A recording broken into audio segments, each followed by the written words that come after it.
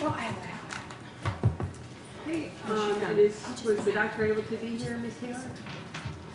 Judge, no. I have an Oh, email that... sorry, 1 second. Oh, okay. We're back on the record, case number 05-2019, DP 694. Okay. We need to wait for later. No, we're good. I got an email as soon as I walked back in the office, stated 11:57 a.m. this morning, and it was from an outside counsel named Frank Pierce. Outside counsel from Nemours, and he's trying to reach me. It says there will be no physician coming today, and he needs to speak to you during your lunch break. I contacted Mr. Pierce, who I'd never met or talked to before. But in a nutshell, I think Dr. Palomo was trying to resolve the issue that was frustrating us all, especially him. And he bespoke, and he is absolutely not able to be here this afternoon. He's like the only gastroenterologist at the hospital, and he had a full afternoon, they said.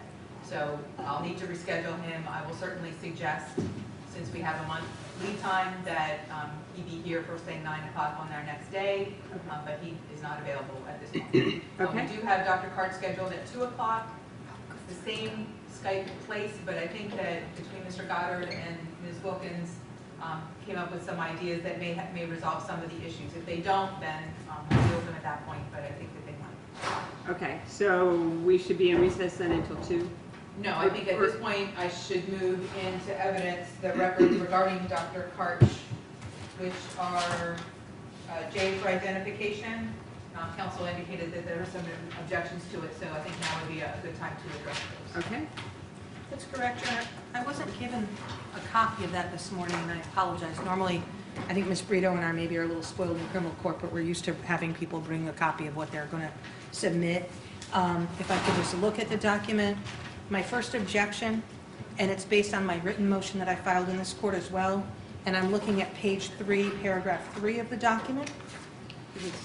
Paragraph 3 of the Page exhibit? 3, paragraph 3 of the exhibit, Okay. which the court probably doesn't I have don't either. have. Okay, great. It is in the court file, Judge. I filed it December 16th. Okay, let me pull it up electronically. I don't have a handwritten copy of that. Okay, give me 1 second.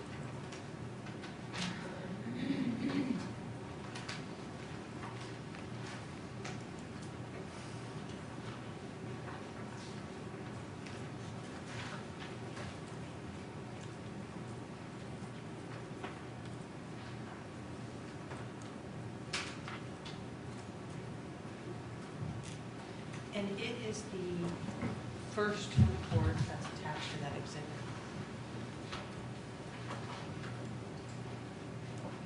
Okay. Page 3. Yes, Your Honor. And I'm Okay. looking, beginning in paragraph 3, line 1. He was apparently born at home, and there was very little, if any, prenatal, maternal, or postnatal infant care.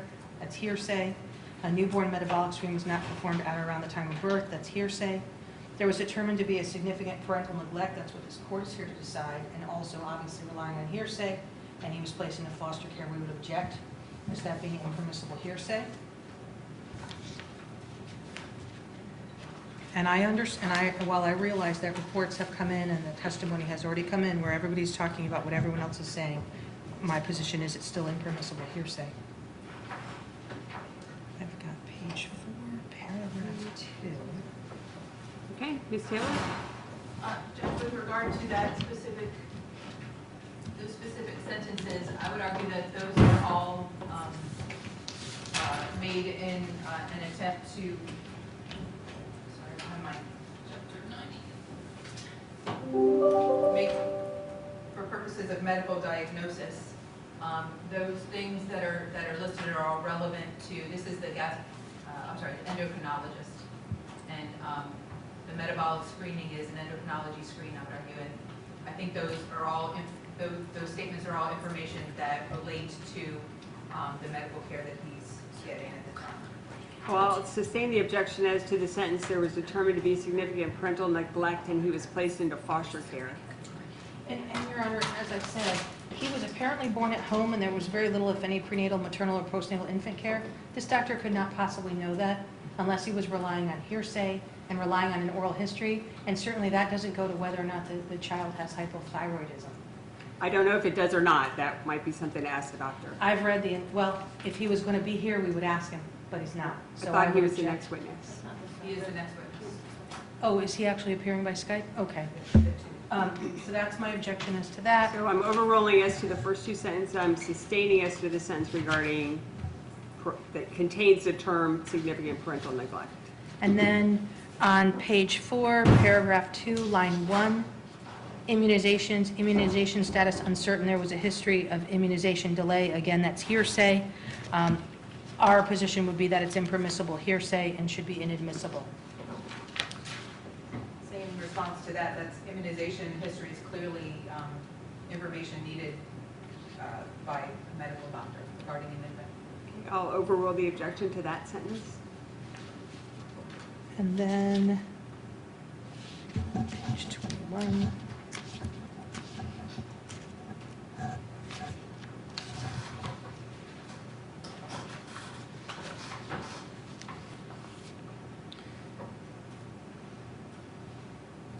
Paragraph 2, line 2, there's very little information about this patient from around the time of his birth. We would object to that as being a hearsay statement and unnecessary for purposes of medical treatment.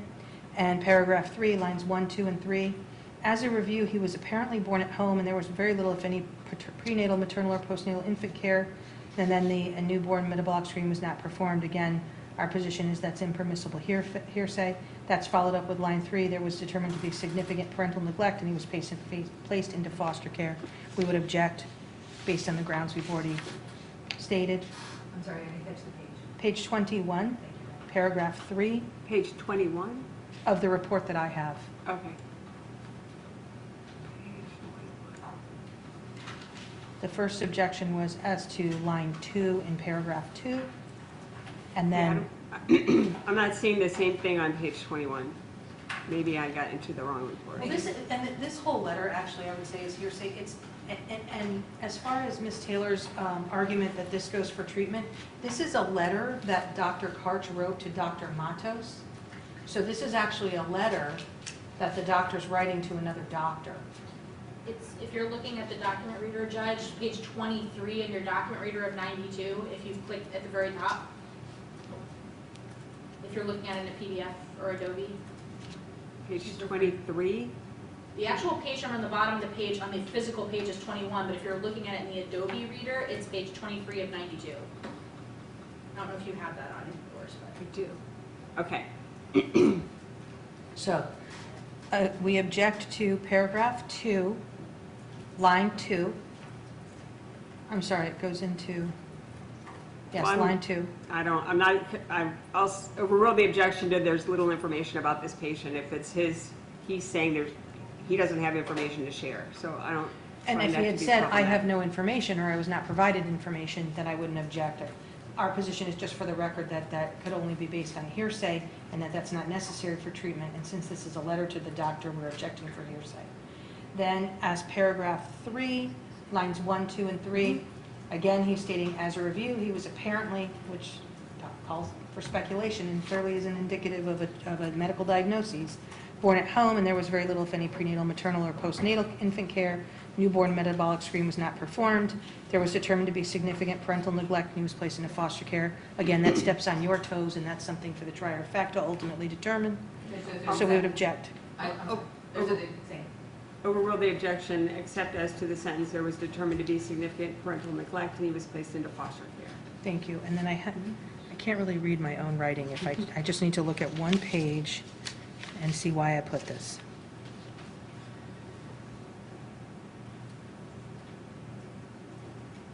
That's all I had, Your Honor. Those were my objections. All right, thank you. And having stricken the portions that I've announced, the remainder of the document will come in as guardians number 9.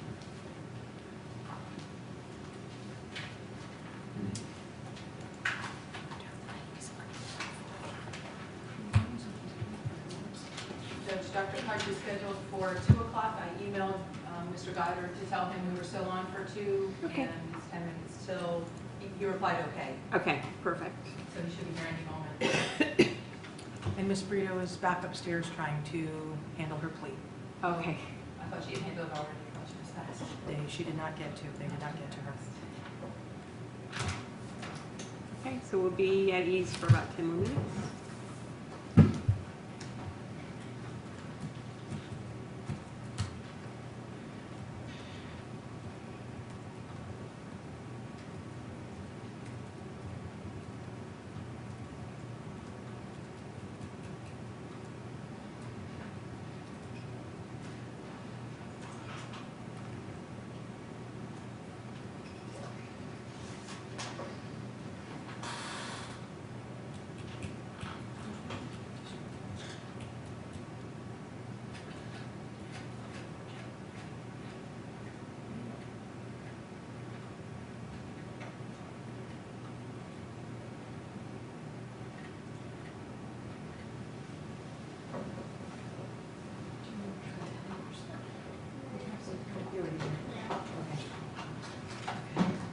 Sometimes you bring those things on yourself.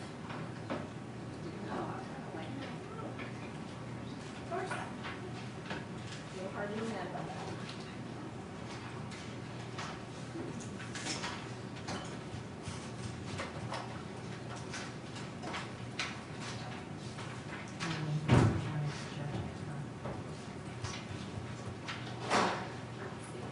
No, he's running for county, so.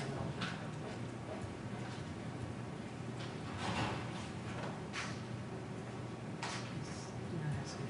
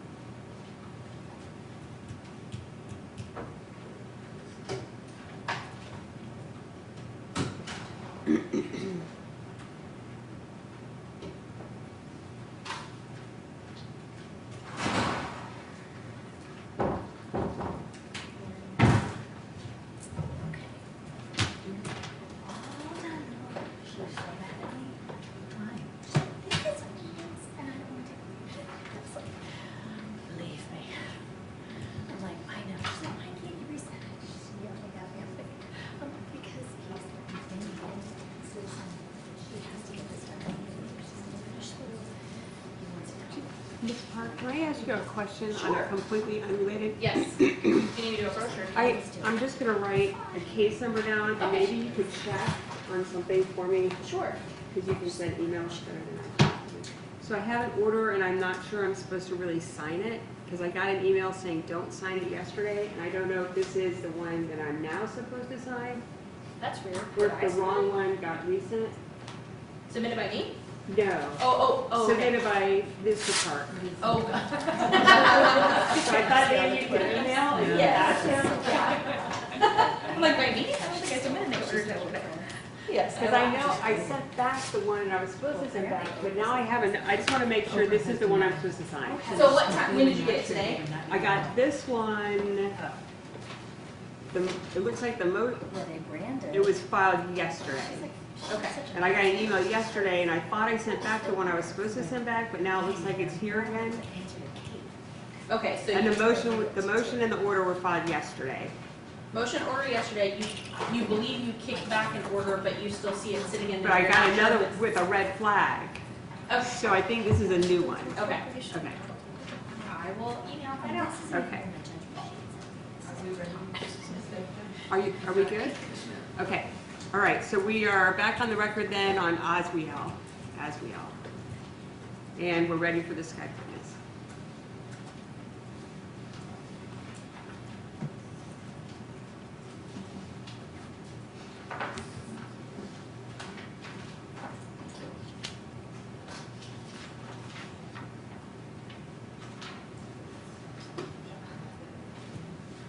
Oh, she didn't speak.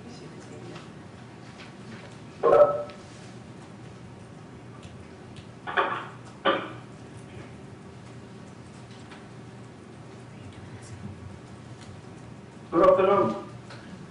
Hello. Is this happening? Well, that's probably the pickup. The IT.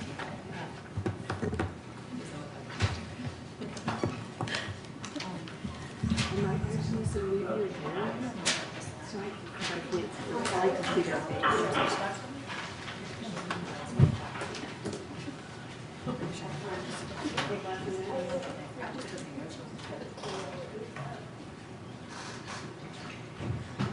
I'm at the courthouse. Where can I? I'm at the courthouse. Okay. 12:40, 12:52. Yeah, I'm gonna send you go cover that. That's the. Hi, good afternoon. Hi, Dr. Karch, can you hear us? I can. Okay, good. Yes.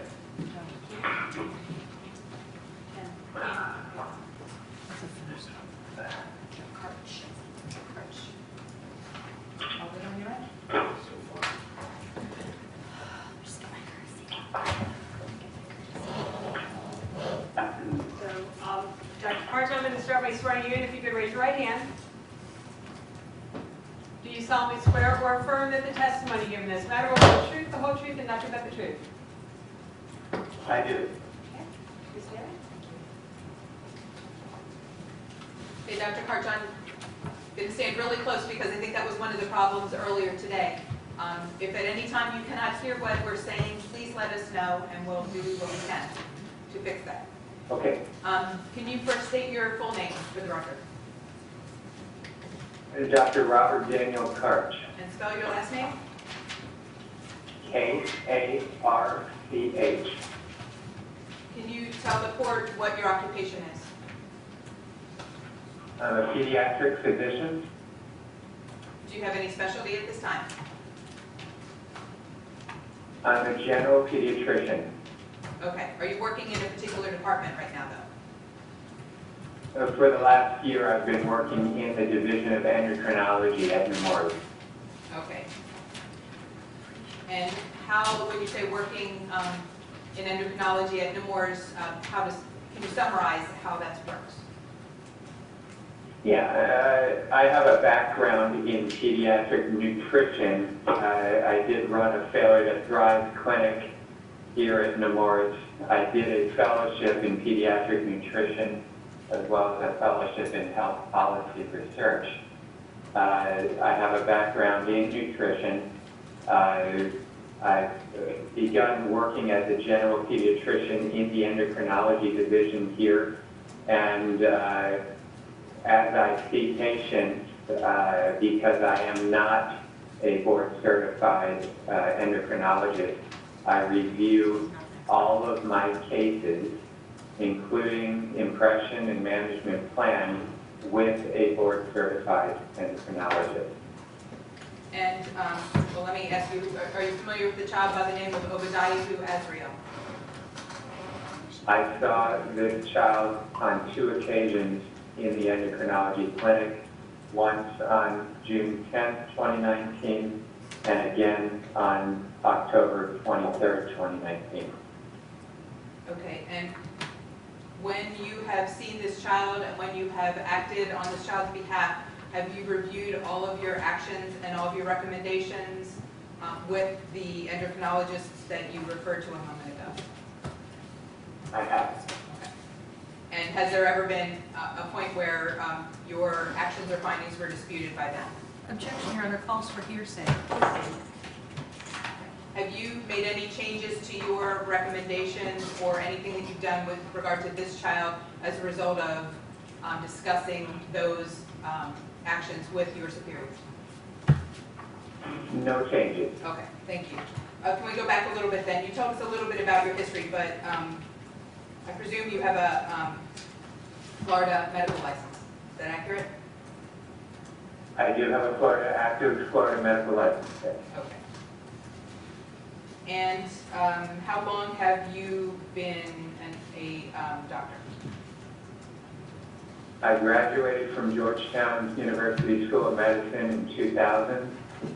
I was an intern and resident at Miami Children's Hospital between 2000 and 2004. I served as chief resident my final year. Okay. And I worked as a general pediatrician in the National Health Service Corps from 2004 to 2006. I then did my fellowship in the Robert Wood Johnson Clinical Scholars Program at the University of Pennsylvania from 2007 to 2009.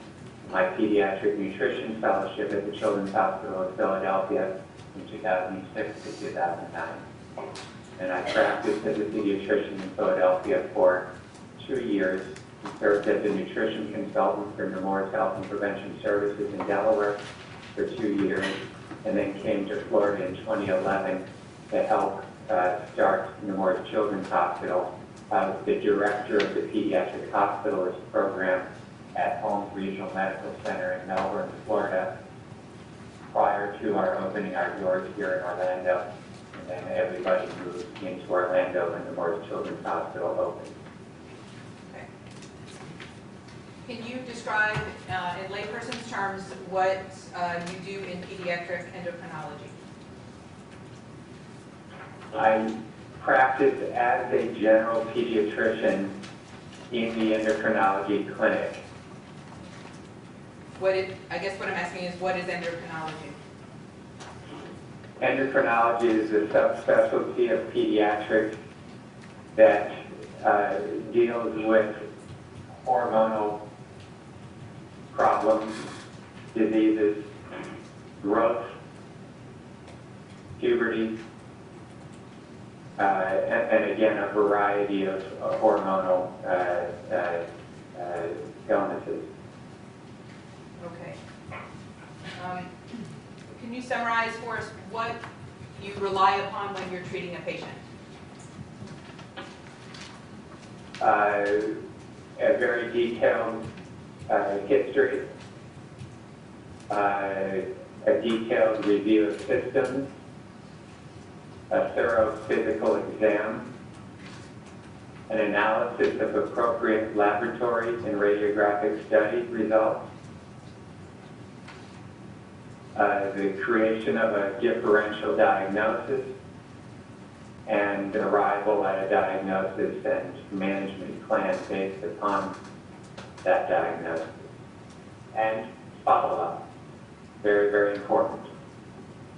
How do you get information about a patient's status at home before he comes to you? I'm sorry, I missed the very end of that sentence. How do you get information about a child's status or how a child is doing at home when he comes to you? It's in essence. I rely on parental report largely.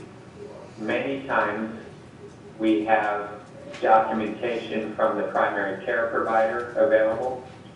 In the case of a newborn, we often have information from the maternity hospital, but not often. But oftentimes we have some records from the primary care provider.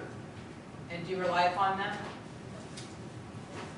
When we have them, otherwise what we have is parental or guardian's report. Okay, with regard to Obadiah Azrael, what issues are you treating for this child? What was I treating? Yes. He came to me with a chief complaint of abnormal thyroid function test. And where was that And thyroid? that was based upon a study that was obtained when he was an inpatient at Arnold Palmer Hospital for Children on February 20th, 2019. Okay, so when he came to you with that being the chief complaint, can you summarize for us what you did in regard to his care? Yes, so I tried to ascertain as much as possible information about his past. He came to me at 9 months of age on June 10th, 2019. I had very little information about him from the time of his birth. What I did have was information provided to me from his foster mother, Danielle. I ascertained that he was born at home, that he had very little, mother had very little prenatal care, and that Objection, there was hearsay, Your very Honor. limited Your postnatal Honor, Just a moment, Objection, Doctor. formal hearsay. infant care. Okay, just a moment, Doctor. I object to the admissibility of the hearsay as to the prenatal care that the mother has had. The witness has not indicated any personal knowledge of same, has not told us what records he used to rely on that, and instead is discussing an oral history from the foster care provider, and I would object to the admissible hearsay. Are you asking that I receive this information for the truth of what he's relaying? No, just for his use in treating the child. His answer is coming in response to the question of what information he used in forming his diagnosis, so I'm not accepting that historical information for the truth of his statements, but for the limited purpose of he's explaining what he did. I'm not accepting it as true. Understood, Your Honor, thank you. Okay, Doctor, thank you for that pause. Okay, and I interrupted you, so I'm not sure if you finished your answer. Information from the foster mother, born at home, little prenatal care, and then I think we interrupted you. Is there anything else you wanted to say? From what I was told, there was, or able to determine, there was no newborn metabolic screen Objection, because he hearsay. wasn't born in a hospital. Objection Just again, a moment. hearsay. And Just a that's moment, Doctor, sorry. a newborn metabolic screen. Okay, just a moment. Objection, There's an objection. hearsay. Overruled for the same limited purpose that I'm not accepting it for the truth of the matter. Okay, you can continue, Doctor, thank you. I understand that the infant was placed into foster care and that Danielle, whom I was speaking with, has cared for him since he was 6 months of age. Okay, I also ascertained that he was followed by cardiology at Arnold Palmer Hospital and by gastroenterology at Nemours Children's Hospital.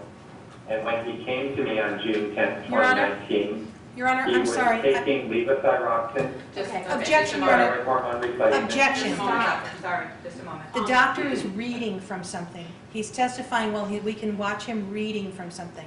I would object to him reading into the record. If the doctor needs to refresh his recollection, there's an appropriate way to do so, but I object to him reading. And it's a notepad paper that we have not been provided. It's not, he's not reading his official record. I got it. Thank you, Your Honor, Thank you. sorry. You I got the basis apologize. for the objection. Thank you. If you could just, please let the doctor know, I know it's very difficult because he can't see the person, the attorney standing up to make an objection. But if there's some way you can guide him with maybe even a hand signal to stop so I can hear and rule on the objection. Yes, Your Honor. Well, to sustain the objection, it does appear that the doctor's reading from some documents and you need to establish what he's reading from Yes, Your Honor. because there's a number of things there in front of him. Doctor, the paperwork that you have in front of you, is it topped with the affidavit of custodian of records, a document called affidavit of custodian of records? It is, and I took this information just prior to this deposition, and I just made my own notes based on what I'm reading here from my clinic notes. These are my two clinic notes, one from June 10th and one from October 23rd, and I just made a few brief notations for myself about my clinic notes, and they all come from the notes that were given to me with the stamp on Okay. them. I know this is odd, this is an odd thing that we do in legal. Can you turn over the two paper clipped pages that you have and your notepad? Can you turn them over for me, please? Of course, of course. And no, not that's it, yes. Now, the remaining document, the one that has the affidavit of custodian of records, can you tell us who signed that and the date of the signature at the bottom so we can verify that it's what's in evidence? Yes, it says notary public is Mary Alexander. And it was, my name is Crystal Schull. And then it was signed by Crystal Schull. And the notary public was Mary Alexander. And what date is that signature at the bottom? Yes. 14th day of November, 2019. Okay. Doctor, can you, if you need to refer to those documents, those are in evidence now? Can you verify the last page number, please? Sure. Can you The verify page that number's in the bottom right-hand corner. of that packet, the very last page, the bottom right-hand corner? Can you tell us what the page number is of that? Yes, page 37.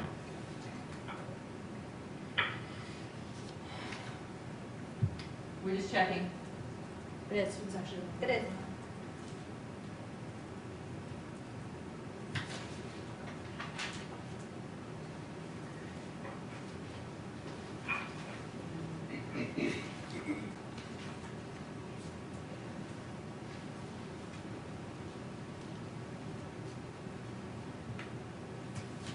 Are we clear? I just said it is 3 times.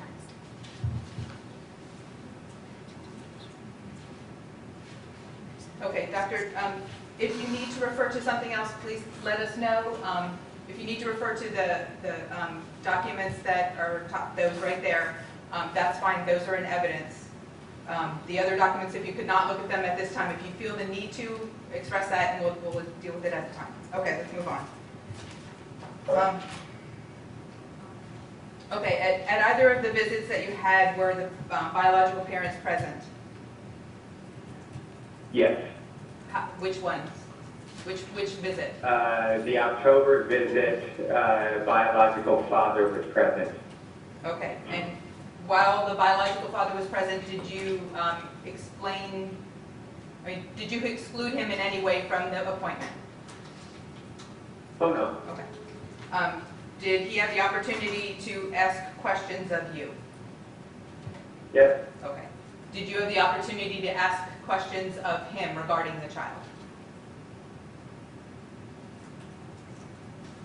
I believe the dialogue was largely between foster parents Danielle and I, but biological father did have input and information for us. Yes. Okay. So you indicated the chief complaint was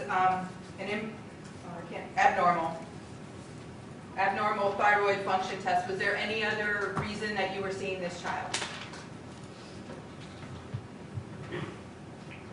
That was the reason for the referral to endocrinology. Okay. And There were his growth is, oftentimes an endocrinology clinic will deal with abnormalities in growth. Okay, and what did you determine regarding this child's growth? That he was underweight, that is, his weight was less than the 5th percentile for age and gender. He was stunted, that is, his length, that is, his stature, was less than the 5th percentile. That he was not wasted, that is, his weight for his length was appropriate, and that he had a low head circumference. He was microcephalic. His head circumference was less than the 10th percentile. And what did that information tell you, if anything? Excuse me. Feel free to Use have some a water. term, please. I know, it's hard when you're doing a lot of talking. That he had poor growth. Okay, Sometimes you'll hear the term failure to thrive. We don't like to use that term, but he had poor growth. Poor weight gain, he was stunted, and microcephalic. okay. And what relationship, if any, does that have to the treatment that you are giving this child? If you would repeat one. Of course. What relationship does the poor growth and, as you described it, have regarding your treatment of the child?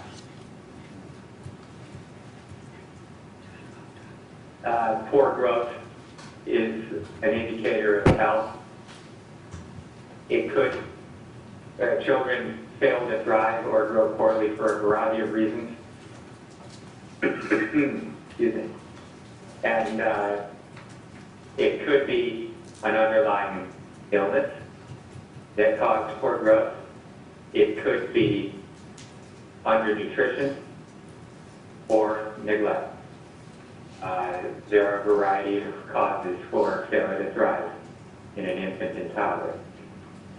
And in your treatment of this child and your review of the records as you described it and all the treatment, all the work that you did with regard to this child, were you able to determine what his failure to thrive was due to? No. Okay. Were you able to eliminate any of those possibilities that you just described? Yes. And what is that? A variety of inflammatory disorders. He didn't seem to have any positive inflammatory markers. He had an abnormal thyroid function test and was started on thyroid hormone replacement at Arnold Palmer. So if he had congenital hypothyroidism, that could certainly be a cause for poor growth. Growth hormone deficiency could be a cause for poor growth. We haven't had a chance to evaluate him for that. He's too young. That would be down the road. That was the plan for down the road in the future. But again, you asked me what I use to determine diagnoses. History is important, probably the most important, especially in failure to thrive. A good, solid, thorough history of perinatal growth and growth during the infancy period. Feeding habits and routines during that same period largely reveal the answer in most cases. Okay. So can you say, I'm trying to think how to ask this. Are you able to state any particular diseases that you have found that you believe caused the poor growth? No. Okay. And with regard to the abnormal thyroid test, has the subsequent treatment an observation of this child supported that there's the abnormal thyroid test? He certainly, between the two visits, between the June visit and the October visit, growth was substantial. I have the percentiles on the reverse side of my notebook. You know, the weight, the length, the head circumference percentile between the two visits. Without looking at them, I can only say that the growth was substantial in all of the parameters, anthropometric parameters. What that was due to, I can't say for certain. Was it due to the fact that he was on thyroid replacement hormone? Possibly. Was it due to the fact that he was in a different care environment with different feeding regimen? Possibly, but I can't say for certain. I do know that the growth between June and October in all aspects was substantial.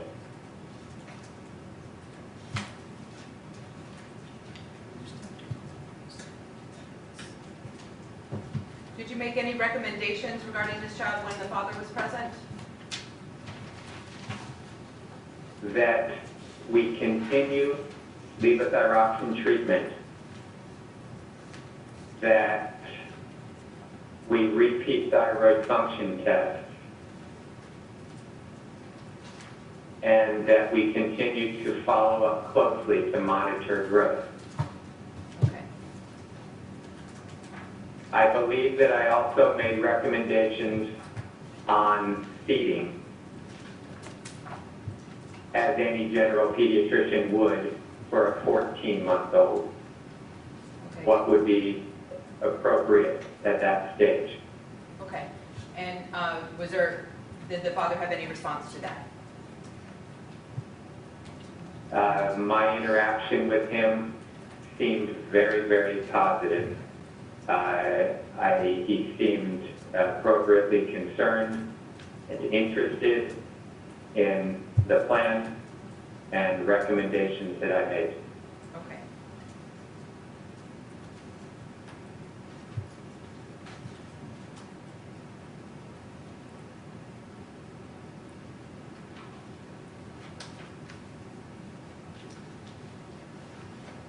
I apologize if you think I asked this before, but just to make sure that I'm understanding you. Within a reasonable degree of medical certainty, are you able to say what likely caused this child's poor growth? Your Honor, objection Just asked and One answered. moment, please. Asked and answered. Sustained. Okay. No further questions at this time. Other attorneys are going to ask you some questions. I don't have any questions, Judge, thank you. Ms. Moster? Thank you, Your Honor.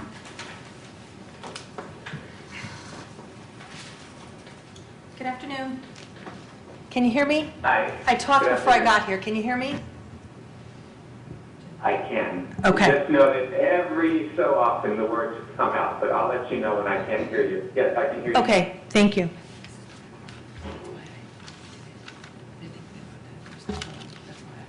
Yeah, but I have to be able to look at everything is the problem. You generated reports in this case, correct? You generated reports? Sorry, would you repeat that? See, I don't know. Is it better if I stand here? Yes? Yes, Okay. actually it is, yeah. You generated reports in this case from the 2 visits where you saw the infant, correct? Medical reports, yes, Yes. Okay. yes. Now, when you generate those reports, do you try to be as thorough as possible? Always, Okay. yes. And you indicate in the report that there was a newborn metabolic screening was not performed. Did anyone ever provide you the documentation from the baby's pediatrician, from the pediatrician he was seeing since birth? No, Did anyone provide you, in fact, with, and this is in evidence, we have this in evidence, with the newborn screening program laboratory report that was performed on September 14th by Dr. Cannizzaro? I reached out to Dr. Ingrid Christian, who was the metabolic specialist at Arnold Palmer, who saw the patient when he was admitted to Arnold Palmer in February. And she found the newborn metabolic screen report for me and indicated that it was negative for congenital hypothyroidism, that it was a negative report all throughout the report. Every disease was negative. Okay, so the question is, when you indicate, and I'm looking at page 21, it is in the bottom corner of the report that we received from the guardian ad litem. When I believe you sent a letter to Dr. Matos, and I'm probably not pronouncing that correctly, and you indicate there that there was a newborn metabolic screen was not performed at or around the time of birth. Did you write that report before you saw the records from Dr. Cannizzaro then, that Dr. Christian gave you? Yeah, I must have, because that phrase probably came from the foster mother.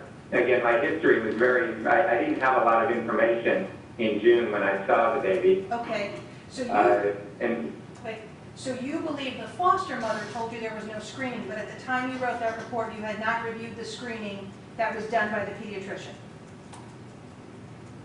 No, I did a lot of investigative work after the patient left. I tried to contact Arnold Palmer, and that's when I reached out to Dr. Christian. And you did two letters to Dr. Matos in this case, correct? Yes. Okay. Now, the first one, it looks like you generated on June 10th, and you indicated there that there was a newborn metabolic screen was not performed. And then the second one was on October 23rd, and again, you indicated that the metabolic screening was not done. But you were aware at some point that metabolic screening was done as a newborn, correct? Yeah, Okay. yeah, correct. Okay, Correct. and when you were on direct examination with Ms. Taylor, the guardian ad litem attorney, that was one of the factors that you said is important as a pediatric endocrinologist, correct? You look at newborn screening, you look at all the testing, you look at the medical history, right? Of course. Okay, Yeah. and did you ever review all of the records from the several visits that the parents had with Dr. Cannizzaro, the treating pediatrician? Did you ever review all of those records? I reviewed what I had. I don't know if I had records from her office. Yes. I requested them. I don't know if I actually saw them. Okay. So who provided you with the records that you did review? How did you get those? Our office staff provides them for us. So whatever's available in our EPIC system, whatever's been sent in from the primary care office, usually, whoever makes the referral, usually is the entity that sends in the supporting documents, lab results, and so on. So you requested the records from Dr. Cannizzaro, you never got them, right? I can't recall if I got them from the pediatrician or not. I just have what's in our system at the time of the visit. Okay. You indicated that it's important to get as much history as possible, and you indicated that you try to make your reports as thorough as possible. So had you been able to review records from all of the pediatric visits, would you have indicated that in your reports? Yes. Okay. Yes. Thank you. And I'm looking, starting on page 10 in the bottom corner of the first report we got from June, it looks like there was an attempt to take labs, and the note is no fasting labs, patient unable to avoid, advised to return for collection. Patient unable to void, and that's throughout pages 10, 11, all the way to page 14. So does that indicate to you that this child was not able to provide a urine sample, or what does that mean, patient unable to void? I'm not familiar with what you're looking at there, but oftentimes, if we're trying to get a urine analysis and it's an infant, sometimes they just don't give us the urine sample. So that must mean at the time that they went to the lab, there was no urine to be had. When you saw the child on June 19th or June 10th of 2019, no, June 19th of 2019, was the child still wearing a diaper? It was June 10th, and yes, Okay. yes. Okay. So, I'll say that I don't recall that specifically, but he was 9 months old at the time. So I do think I recall diagnosing him with a diaper dermatitis. He had a diaper rash, so yes, he was in a diaper. in fact, both times you saw the infant, he had a diaper rash and you had to prescribe nystatin cream. Isn't that true? I don't know if it was both times. I think it was only once. Would it refresh your I don't know. Would it refresh your recollection to look at your reports and look at your report from October 23rd as well as June 10th? And I will point you to, let's see, page 28. And I'm not sure what the other page is. You can refresh your recollection if it would help you to see if the child had diaper rash on both of those visits, sir. Yep.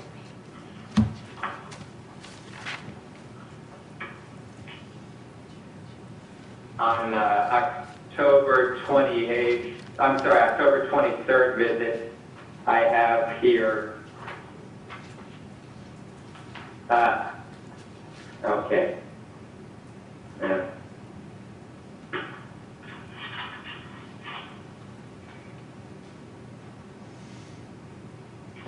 You found an error in my notation. I don't recall him having the same diaper dermatitis that he had at the first visit on the second visit, although it is in my note here. Yeah. So I think it was a recommendation I made at the first.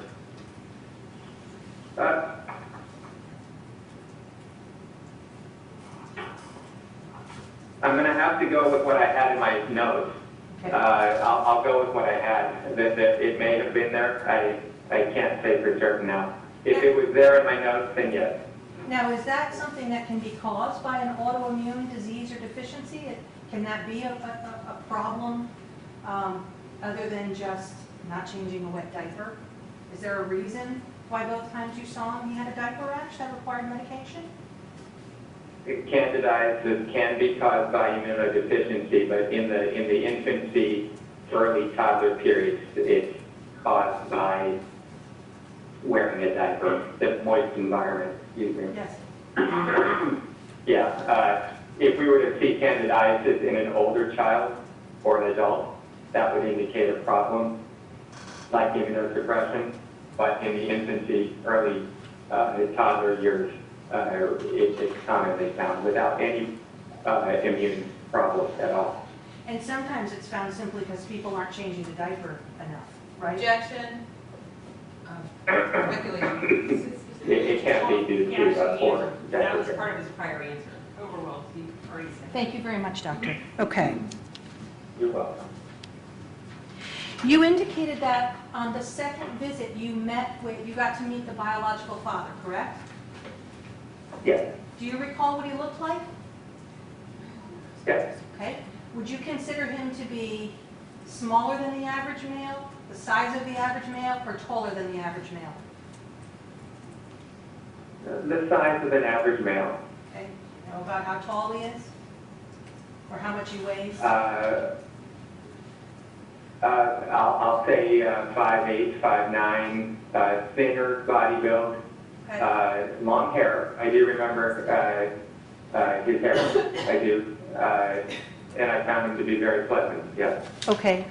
And do you know how tall or how big the mother is, the biological mother? I do not. Do you know if the mother had growth issues when she was a child? I don't. That would be some of the information I would normally have and would normally be incredibly useful when determining the cause of poor growth in a child, but no, I didn't have that information. And so, for instance, if the father is 5'4" and the mother is 4'11", you wouldn't expect to have somebody in the 95th percentile of size. You don't get a yacht from two dinghies, right? in general, children of shorter parents tend to be short, and children of taller parents tend to be tall. There can be exceptions. And if the biological mother had also had growth issues growing up and had some intervention and never hit even the 50th percentile in growth, that would be something that would have been relevant for you that you would have wanted to know. Objection, speculation. I'll withdraw. I'll withdraw the question. That's fine. You've already answered it.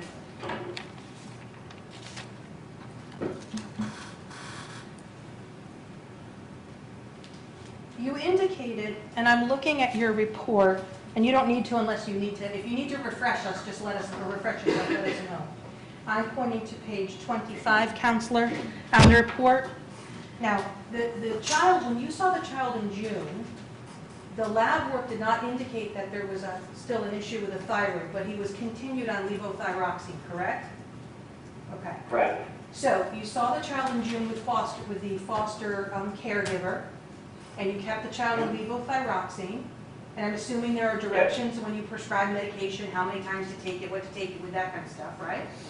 Okay. And that's something, that's your normal standard of care. You make sure that people know how to take their meds. Okay. And then I'm looking at page, what did I say? Page 25. So then, when you saw the child again, when you saw the child for the follow-up on October 23rd, you have a note here. I discussed recent lab results with the foster parent legal guardian. I cannot explain the increase in TSH on 1031. She does not report missing any doses of the levothyroxine. I asked her to continue it. So what does an increase in TSH tell us? Why is that significant? Thyroid stimulating hormone, or TSH, often elevates when thyroxine 3T4 is low. So in a state of hypothyroid, low thyroxine, thyroid stimulating hormone increases so that more thyroxine is generated. So typically, an elevated TSH would mean low thyroxine. In the case of a child who's receiving a thyroid hormone replacement, it may indicate that our dosage is suboptimal, that we need to increase the dose, or it could be a result of missing a dose. Okay. It doesn't take many doses to cause the TSH to go up, missing doses to cause the TSH to elevate. Okay, and for those of us lay people, when you say suboptimal, you mean below what's preferred? What do you mean by suboptimal? Not providing sufficient thyroid hormone replacement for the baby's needs. Okay. So we would need to perhaps increase the dose. Did you increase the dosage in October, or did you have it remain the same? I didn't. I asked them to repeat these studies. Okay. Oftentimes it's a lab error. Okay. Okay. So you indicated that it could be, it doesn't have to be a lot of missed medication to have that, right? To have the decrease. Can you remedy it with a few, or how quickly can you remedy that? In other words, if somebody forgets 2 doses and then they are steady with it after, say, going to the doctor and seeing lab results, then would you expect that to come within normal range again? Does that have a pretty quick efficacy? Whenever we make a change in levothyroxine Synthroid, steady state is achieved 6 to 8 weeks later after any dosage change, or when we start the medicine for the first time, we'll ask the thyroid function test are obtained 6 to 8 weeks later, because that's when it achieves what's called a steady state and is at the level that it will be at. So with any change, and I believe I asked them to repeat the study. If I felt it was a lab error, I may have said repeat the studies immediately. If I thought that it was due to some missed doses, often we'll wait 4 to 6, 8 weeks, have them repeat to see. I wasn't prepared to make a dosage change based on a slightly elevated TSH that I couldn't otherwise explain. Okay, thank you. Now, are you familiar with the term VSD? I'm sorry. Are you familiar with the term VSD? Yes. And as it relates to cardiac issues? Yes. And I don't see anything in your notes. Did you consult or did you review notes from the pediatric cardiologist that was involved in this case? No, I didn't. I did indicate in my notes that he was followed by cardiology, and that was from Danielle's report. No, I did not review the cardiology notes. Now, I would have if I had had them. okay. And VSD, would you agree that can be a cause of failure to thrive? It can be. But that's not your field of expertise. But you may have encountered that when you were doing the Failure to Thrive clinic, right? Absolutely. Congenital heart disease is a cause for poor growth in many cases. And you know if the child in this case was diagnosed with VSD? Yes. And how did, so you know that he was? I had indicated that he was followed by cardiology, and I see that he was on a diuretic at some point as well. Okay. It makes sense. Do you know the extent of his VSD? Do you know if it required surgery or if it's repairing on its own or anything like that? Actually, no, I don't. Did you review the reports from the gastroenterologist as well? I may have. I can't remember for sure. I usually go back. I saw that he was followed at NCHGI, so I'm saying that I probably did go back and review Dr. Paloma's notes.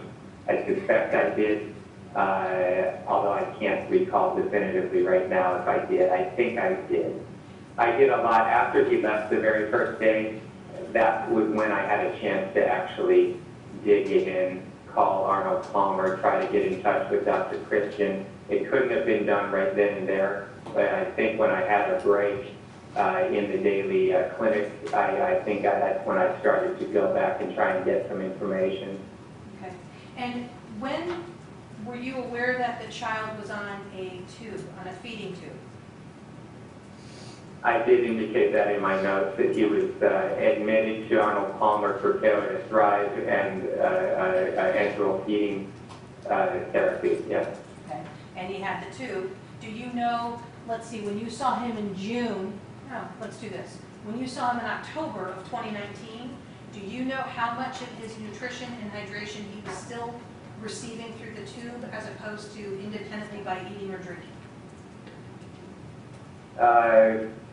As I recall, he was no longer on enteral feeds in October, and I'm not so sure that he was. I can't recall now in June. I can't recall. What's in my notes? I would like to look at my notes if Yes, I if that- could. Yeah. If that would Yeah. refresh your recollection, please do so.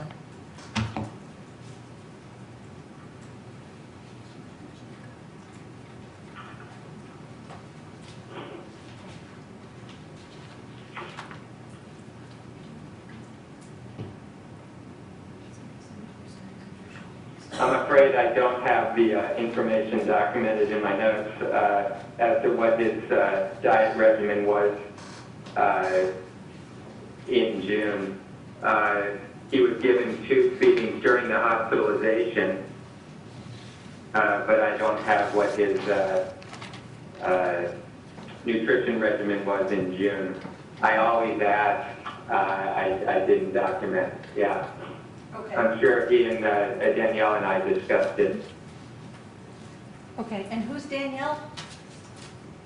I'm sorry, the foster mother, I'm sorry. Okay, the foster mother. So you Yes. would have gotten your history on that from the foster mother? Yes, Okay.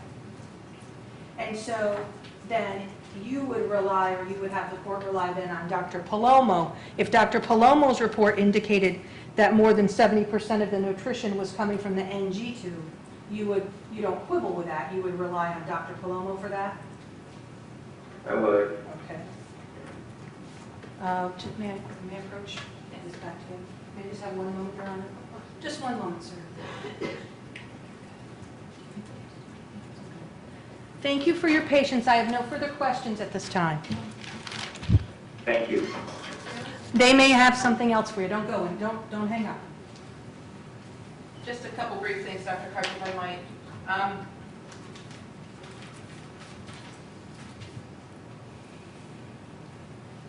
regarding the newborn metabolic screening, when is a newborn metabolic screening typically done to be in the child's best interest?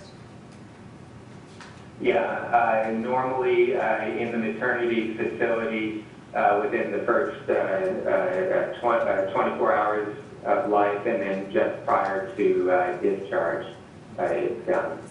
It's usually done twice? Sometimes we can do it, we can do it right in the first 24 hours of life, and then oftentimes right before discharge, yeah. Okay, and regarding the diaper rashes that you discussed with Ms. Mostert, did you find those to be significant or telling in any way regarding this child's failure to thrive? I'm sorry, poor growth. No, I noticed the satellite lesions. It's a common finding in patients who wear diapers at this young age. So no, I don't think so. Okay, thank you. No further questions from me. That does not prompt any recross. Okay. Okay, doctor, we're finished with you. Thank you so much for making yourself available. Thank you, Thank you doctor. so much. Thank you. Take care. Bye-bye. Bye-bye.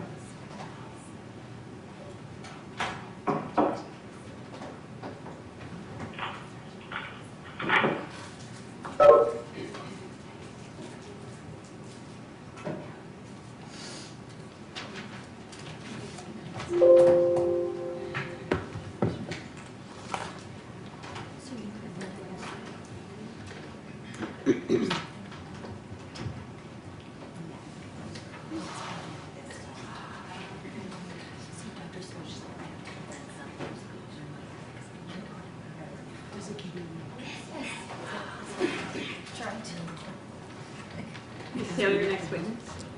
Yes. You're welcome. I've been handing them out a lot. Everybody's got that call.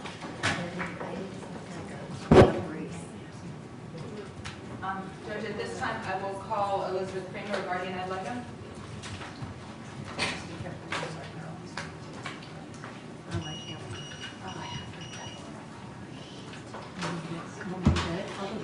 Oh, yeah, absolutely.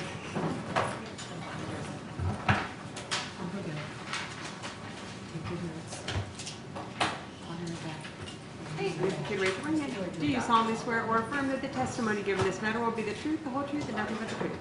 I do.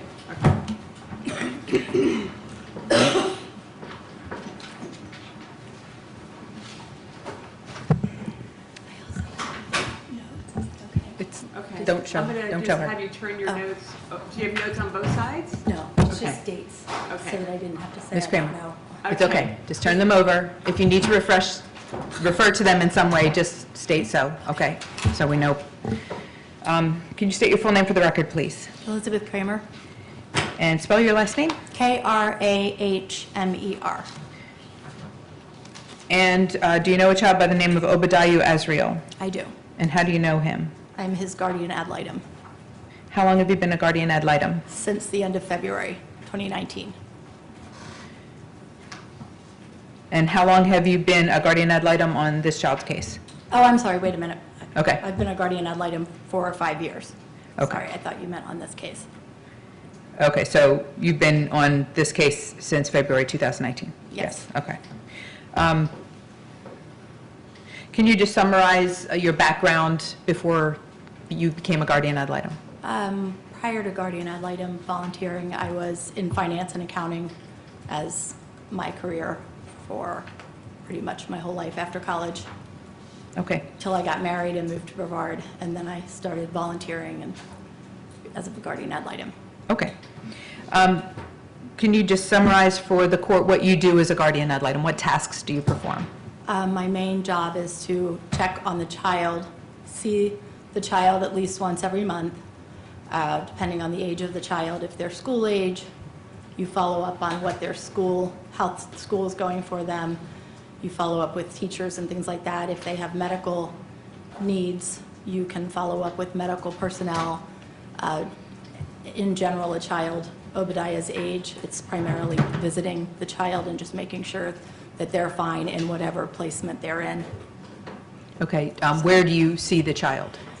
You see them at home primarily in the placement where they are placed, but you can see them in other places like doctor visits or parks You just have to see them in the home every couple months as well, so that you see them in their home environment. Do you have a file that you maintain? I do monthly reports electronically in Optima for the Guardian Ad Litem program. Okay, and I don't keep paper copies. And Optima is a computer program used by the Guardian Agency, right? Yes. Okay. Do you have any contact with parents? I can, it can be through visits, but I don't generally make a point to have contact with the parents because I feel that my role is to just check on the child and not so much be involved with the parent side. Okay. But if I know them and meet them, then that's good too. If I run into them or see them at visits, that's fine as well. Okay, and, well, we'll get to that. How many times did you see this child? I've seen him probably more than 20 times. And where specifically have you seen this child? In his home with his foster family and in a park, and I've seen him in doctor visits. When you say in a park, what was that for? A park in Titusville. I did attend a parent visit one time in my effort to also get my visit in, and that way I got a chance to meet the parents and talk to the parents some as well.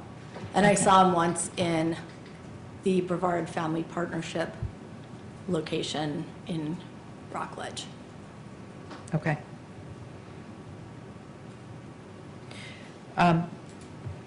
When you saw when you were in the park in Titusville and you observed the parent visit, do you recall when that was?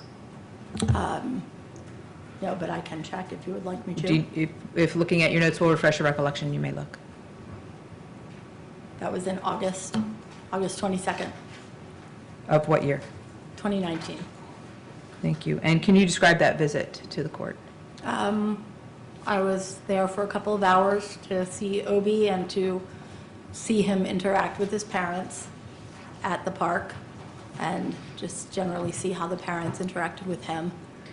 Okay. And did you make any observations regarding the interaction between the parents and the child? They were attentive. They were playing with him, talking to him, took him away from myself and the foster mother to have some time alone with him on some of the rides in the park. Okay. Not rides, whatever, little Playground? kind of rides, You mean playground, like- yeah. Okay.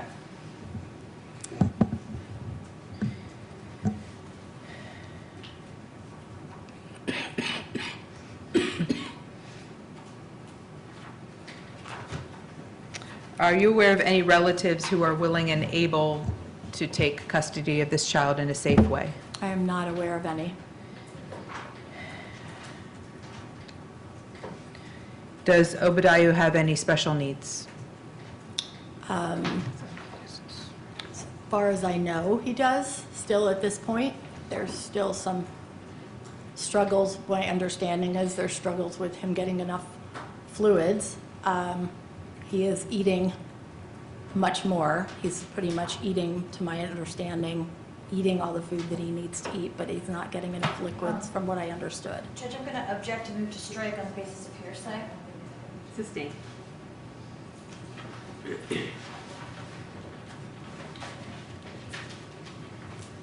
Have you observed the child with his foster family? I have. And how would you describe the bond between the child and his foster family at this time? And object as to relevance. Overruled. So you I can go answer on. it. Yes, ma'am. Thank you. He seems very bonded to the family, very bonded to the foster mother, the siblings. They all seem to be quite close. And how would you describe the bond between, the type of bond between the child and the foster parents? Very close. I've not witnessed him with the foster father, as I'm there during the day when the father's at work. But the foster mother and the child are very, very bonded, very Okay, close. let me ask it this way. Have you, when you've observed the child, Obadiah, who do you observe him going to when he needs something or he's upset or? His foster mother. Okay, I would describe it as a maternal bond. okay. Is Oba verbal yet? Not in specific words that I've heard him necessarily say. Okay. Is he able to tell you what he wants with words? No, he has not Okay. been. Have you seen him upset or Um, cranky or anything like that? Out of sorts in A some way? little, not Okay. terribly. When those times when you have observed him like that, does he reach for anybody in particular? His foster mother. Okay. Have you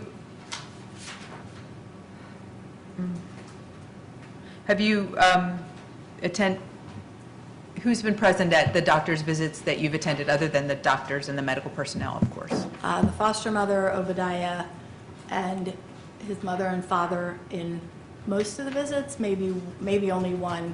One might have just been the father, but it's been Okay. the mother and the father at both times, I How- believe, the rest of the time. How many medical visits would you say that you've seen with this child? I think 3. And were one or both of the parents present for each of the 3? Yes. Yes, okay. Did you make any observations regarding the parents when the child has reached for the foster mother as you've described? Objection, lack of foundation. I think the foundation she just established, she said this happens sometimes. She said the parents are present sometimes. Call the roll. Wait. I'm gonna she's- also renew it for speculation, and the reason I'm doing lack of foundation, if I may, Judge, is that it would require that there would be a situation where all 3 are in the same room at the same time and the child is upset. Who's holding the child? Where's the child? Where are the parents? Who's closest? I mean, it calls for a lot, so that's really, I guess, my basis for lack of foundation. I agree that it calls for a lot, and I think the objection goes to the weight I should give the evidence, and I think you'll probably be able to flesh that out on cross. Thank you, Judge. Thank you. Do you remember the question? Yes. Okay. So he has, the baby, Obadiah, has reached for the foster mother when he's been with the parents in medical visits. And one visit, it was upsetting to the parents because they said he only wants her, kind of in an upset tone, about he only wants the foster mother. Okay. That just happened one visit. Were any other statements made regarding that topic? No, Okay. just that he only wants her. Okay. Did you write a manifest best interest report in this case? I have. And why did you write that report? I was asked to Okay. by the Is it- guardian ad litem office for trial. Okay. Is it something that is required by or part of what your duties as a guardian ad litem? Yes. Okay. Generally, in the course of a case, at some point, I have to write one. Okay. And in that report, what did you recommend with regard to the petition for termination of parental rights? I recommended that the parental rights be terminated based on what I have seen and witnessed for the past year. Okay, let me stop you there. We talked about some of the things you've seen and witnessed. Do you review documents that come through the court proceedings? I do some. Do you ever attend court hearings? I do some, not all. Okay. And when you aren't able to attend a court hearing, how do you get information about that? I can look it up afterwards, or I can reach out to, if my manager through guardian ad litem attended in my place, or just someone from the guardian office, or I can usually read the documents that came from that hearing. Okay. And when you have been at court hearings, have you had contact with the parents or observed the parents during those hearings? Yes. Okay.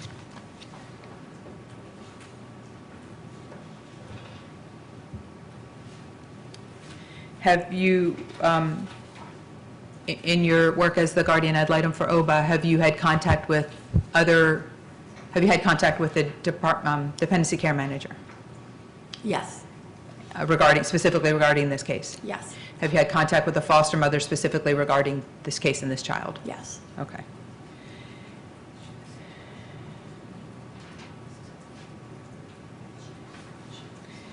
Did you ever have a conversation, have you ever had a direct conversation with the parents Direct conversation? Either of the parents, right? Yes. And when was that?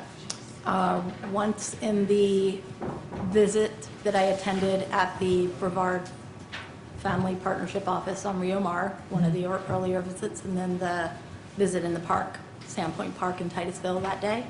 Okay, the one at Brevard Family Partnership was the earlier one? Yes. Okay, Probably June or sometime around there. okay. And then very brief at doctor's visits, not very in-depth conversations at the doctor visits. Okay. In those conversations with the parents,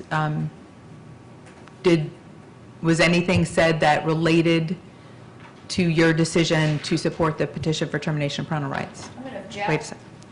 The report itself stands on its own. It's not in evidence, Judge, I'm so. sorry, I couldn't hear what you said. I'm actually just going to object to hearsay. If she's calling for a hearsay answer, what was told to her by other people. And I'm asking her specifically what was told by a party opponent The that question- related to her decision to support the petition for termination of parental rights. The party opponent is the DCF investigator? I thought that the question was what either one of the parents had said. Yes, Your Honor. Okay. Did I mishear the misunderstood. question? I No, that's the apologize question. for the parents, what the parents said. Right.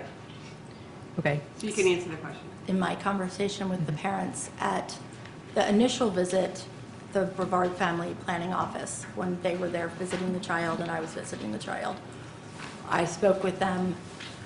That was very early in the case, and I spoke with them about whether they would, it was really my first time talking with them, and I asked them if they would be willing to do what doctors recommended in regards with Obadiah's care and feeding, even if it didn't necessarily agree with the way they themselves eat.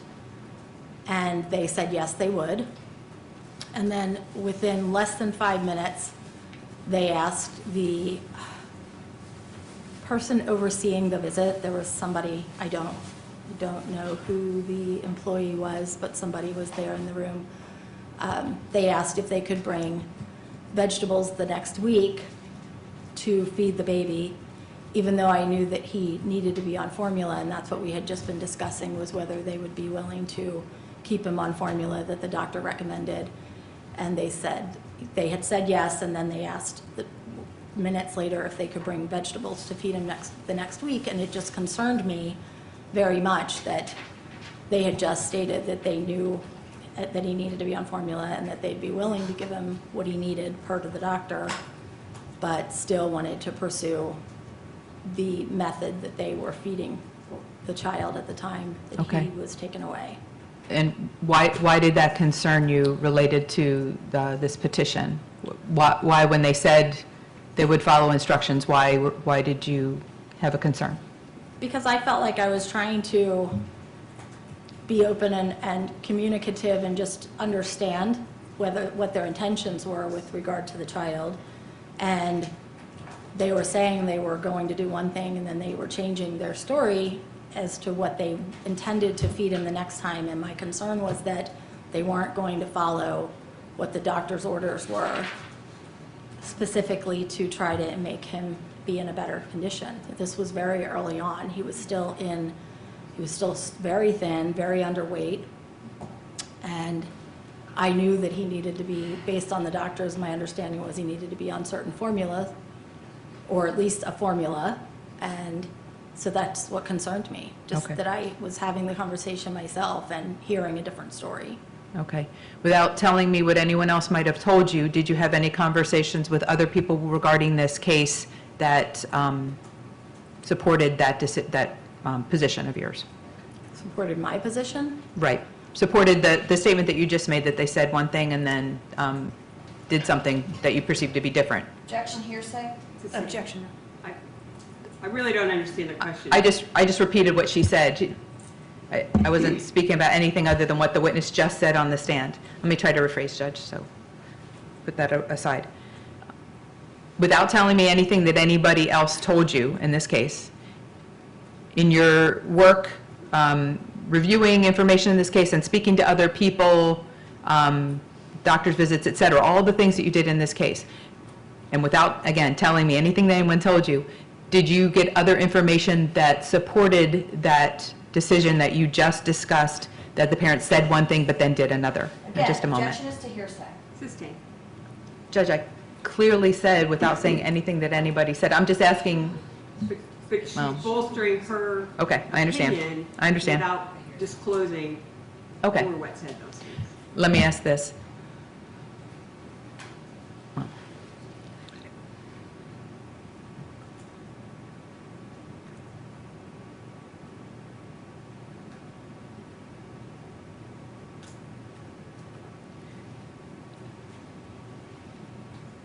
Would your decision to support the petition for termination of parental rights be different if you had perceived from the parents a willingness to follow doctor recommendations and feed the child as recommended? Objection, Your Honor. It calls for speculation. It's an irrelevant objection. Sustain. Judge, may I argue? Yes. I'm not, it's not speculation, I'm asking what would have changed her opinion? If anything would have changed her opinion? That would require her to speculate on what that might be, by the Okay. very nature of the Okay, question. let me ask this. Are you aware of anything back up. Did anything change your position with regard to this petition for termination of parental rights during this case? Would you object to that foundation? There's no sense of when a position was changed. That's the point, I think. That's the question. Yes, that's the question. I would That's the object this to question. vague. Did anything change your position? Objection for vagueness? Overall. I don't think it's vague. My position has never changed. Okay.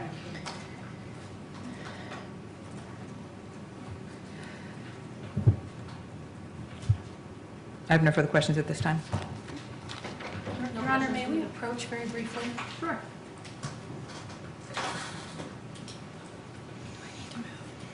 Pardon? Do I need to move away? No. I mean, I'm requesting a brief recess because while we've all been in here doing this case and Ms. Kramer was absent, she's filed an amended petition.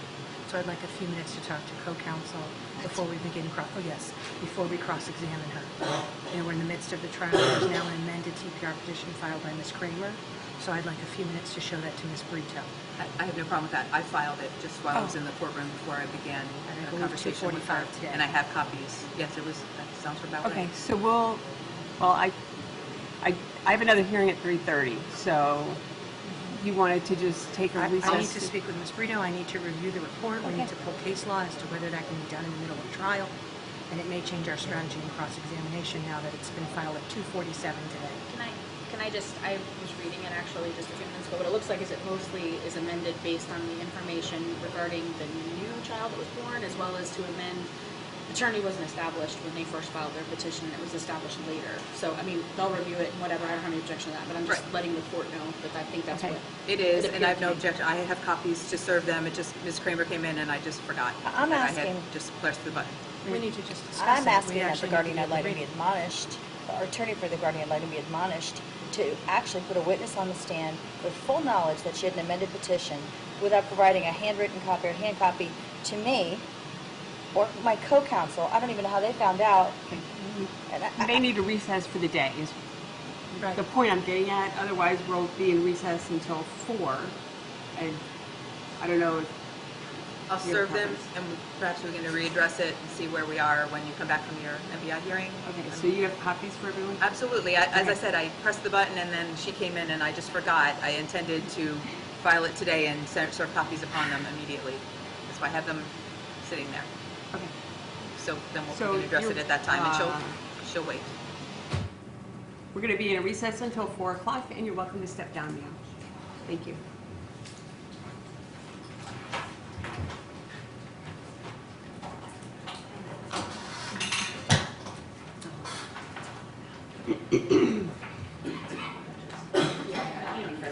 Okay.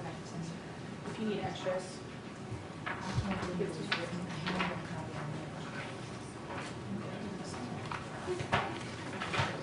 The record just reflects the parents in open court and their attorneys. And for the record, an amended petition has been served, and I have Ms. Sharp, Ms. Mostert, and Ms. Brito present together with the two parents. We'll be in recess then until 4. Who's here for the MBI hearing? Is it Ms. Gordon? It's Miss Stern, she's Oh, coming, Miss she's on her Stern. way. Do you think it's like a 15-minute, or do you I know? can ask her, do you want me to ask Okay. her real quick? I can ask Because her. if we can just be in recess till 3:45, that would help. Okay, I'll ask her. And then Judge, are we still on the record on this case? No, we are off the record. You on had this asked me case. about an unrelated order that was sent to you. I did inquire with my office, with the Palm Bay office, and they said that the one that's submitted is the correct one. It's a good one. Okay, Right. perfect. Thank you. I will sign it immediately. Thank you so much for following up on that. Absolutely. I'm sure Ms. Gordon could have made the inquiry also, but Oh, for yeah, some no, reason no, your I name understand. popped into my head. No, it's okay. I understand, no problem. That's what email's for. He wouldn't respond to me. No.